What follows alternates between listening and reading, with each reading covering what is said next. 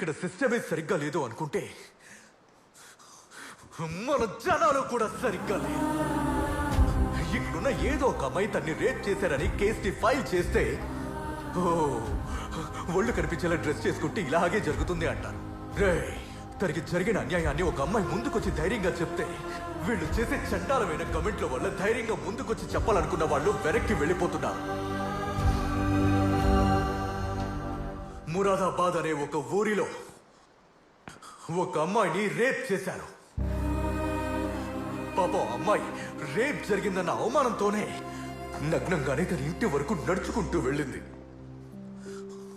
అప్పుడు అందరూ తమ మొబైల్ ఫోన్లు తీసి తన వీడియోని, తన ఫోటోని సోషల్ మీడియా అంతా అప్లోడ్ చేశారే కానీ ఒక్కడికి కూడా తన ఒంటిని కప్పడానికి ఒక గుట్ట మొక్క ఇవ్వాలన్న ఆలోచన కలగలేదు యువర్ ఆనర్.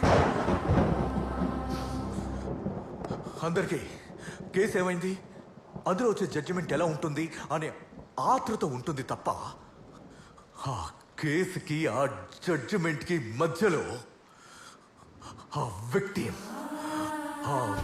ఫ్యామిలీ ఎంత మానసిక క్షోభ అనుభవించి ఉంటారో దాని గురించి ఒక్కరు కూడా ఆలోచించేవారు లేరు యువర్ ఆనర్.